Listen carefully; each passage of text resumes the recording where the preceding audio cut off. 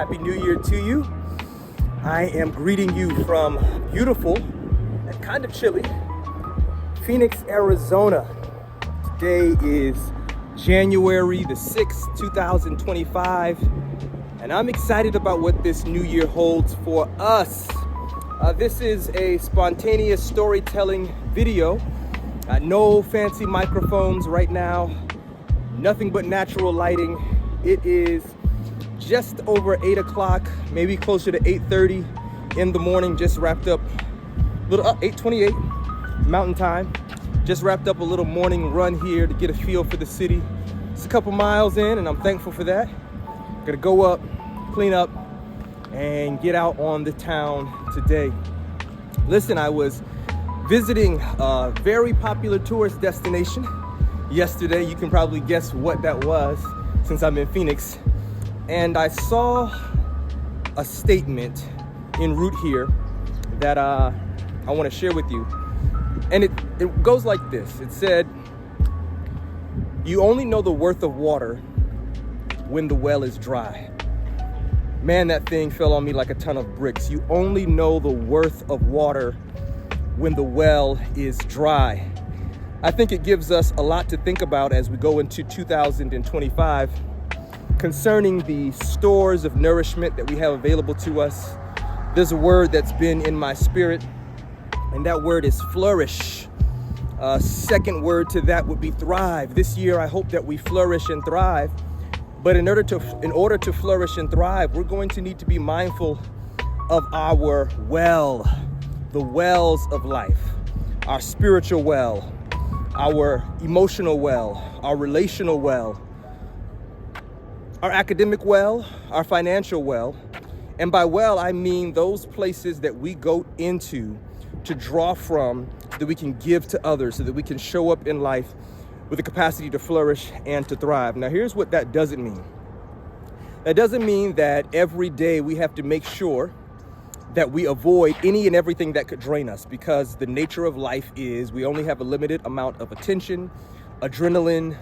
We only have so much in our stores to give.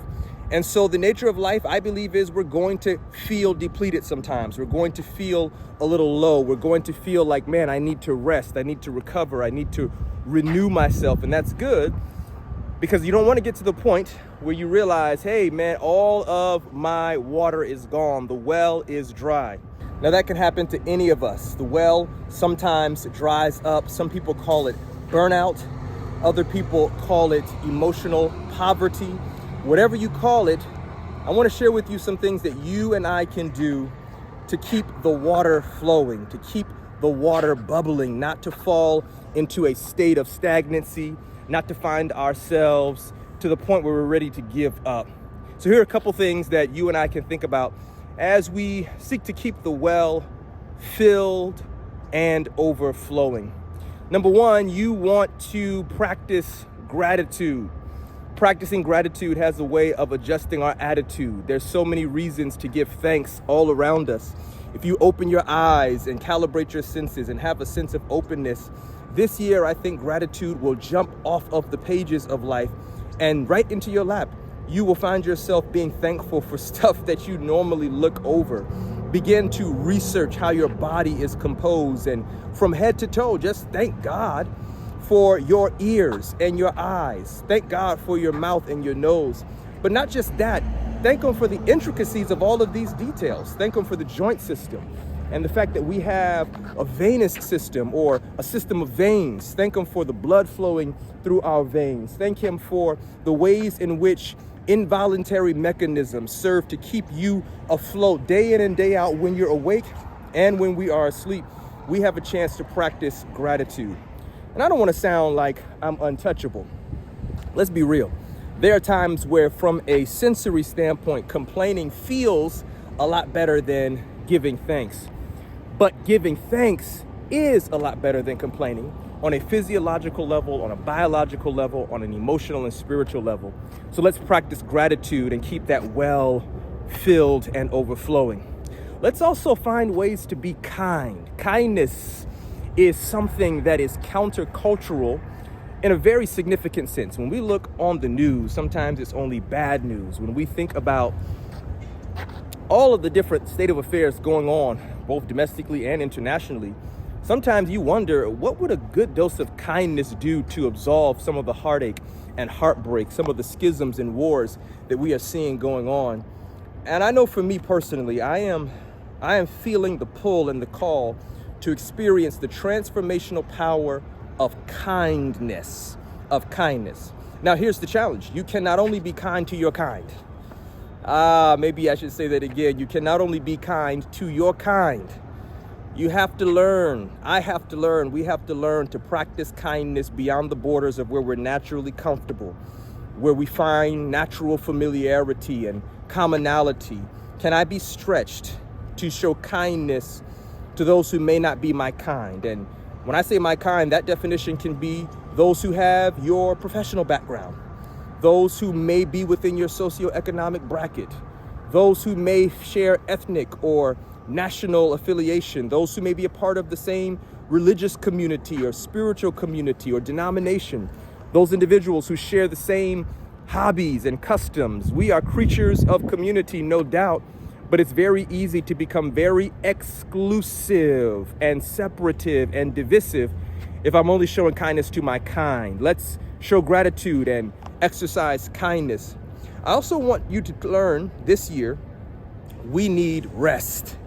That's another way that this well is going to remain filled and overflowing, to get the rest that we need. When's the last time you rested? And not just slept, but rested, allowed yourself to become unplugged, disengaged, to have a few moments to refill from rest. One of the reasons I'm here at the top of this year is because the end of the year was quite busy in a great way. But this year we want to start off with a little vision retreat, a respite, getting away from it all to kind of see where we are going this year. Have a few things on the calendar for sure, some things on our minds, but I actually believe that we were created to frame our work around our rest, not our rest around our work. I think that on an ontological created level, the human experience is not work first, rest later. It's rest first, then work. As a person of faith, I actually believe that scripture supports that when we were created first to rest in fellowship, relationship, and dependence on God. And then from that point of rest to go into creative, productive, diligent, faithful work, to then go into rest again, to celebrate all that we were able to work on. The Bible says 6 days shall you labor and do all your work, but the seventh day is the Sabbath of the Lord your God, and that's a day of rest. But that's not the only way in which we rest. I think rest is in relationship. And then out of that rested relationship, we can work for the good and the service of others. Rest is necessary to keep the well filled and overflowing. We were not made to continue to work without knowing when we're going to rest. We must rest. Resting your mind means, I think, in a digital world, taking time intentionally to disconnect from devices. You've heard that before. It may sound at this point like a cliche, but I think that there is growing scientific evidence that says that as beneficial as devices can be, the reality is they can also be detrimental if there's never an interruption in our use of them. So you want to rest your mind. You want to rest your body. Have a wind down and a wake up routine. Go through some mobility work, some stretching. Feed your body the things that it needs so that it has the capacity to really recover. You want to rest your relationships. And that may sound kind of strange, but what I mean by that is at times our relationships can kind of get knotted up and they need to be exercised, massaged. Our relationships need a restorative approach to them, giving each of us in a relationship an opportunity to be able to reflect, recover, reset, rest, and to be able to provide some good energy for going forward in our relationships. Exercise. That's another way that we're going to keep this well filled and overflowing. Giving ourselves the opportunity to feed our bodies. Get moving.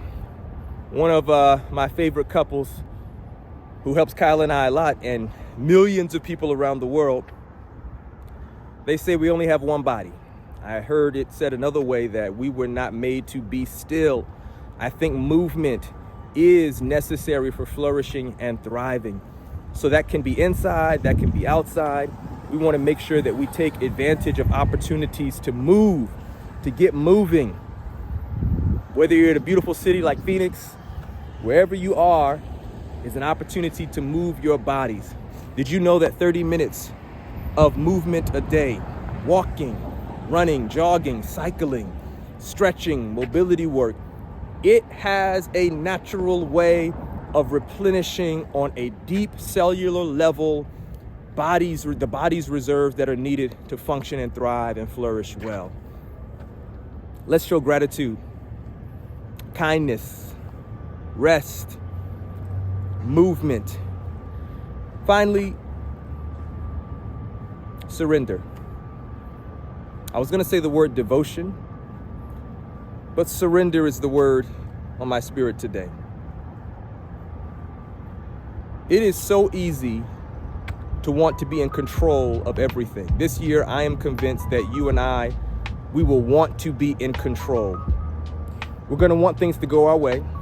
We're going to want everything to fall in its proper place according to our timeline. But one of the greatest forms of maturity in life is knowing that sometimes you have to surrender. Surrender to a process, surrender to a plan, surrender to someone who knows more than you, has greater wisdom than you. Surrender to someone who wants to teach you. I'm working on a new maxim. Being teachable is being reachable. I'm gonna say that again. Being teachable is being reachable. If I can't be taught, I can't be reached. But if I can be taught, I can be reached. That requires surrender. There's so much that I don't know, so much I want to learn, so many areas in which I want to grow. And I'm gonna have to surrender to some education. I'm gonna have to take the humble road and surrender to some unknowns. I have to surrender to the Lord every day. My heart, my will, my motives, my inclinations, my preferences, and ask the Lord every day to give me a heart of surrender. I'm gonna have to surrender to positive and healthy and godly influences around me. Not talking about surrender to those things that are detrimental to my spirit, to my relationships, to my well-being. I'm talking about surrendering to those things that for a time may be a bit uncomfortable, but at length, they develop you. What do you need to surrender to? What have you resisted all last year, maybe all of your life? This is the year of surrender, because surrender is a part of how the wells remain filled and overflowing. We're going to practice gratitude, show kindness, go exercise, get some rest, and we're going to surrender. It's going to be a great year. This is our year of flourishing and thriving. God bless you. Peace.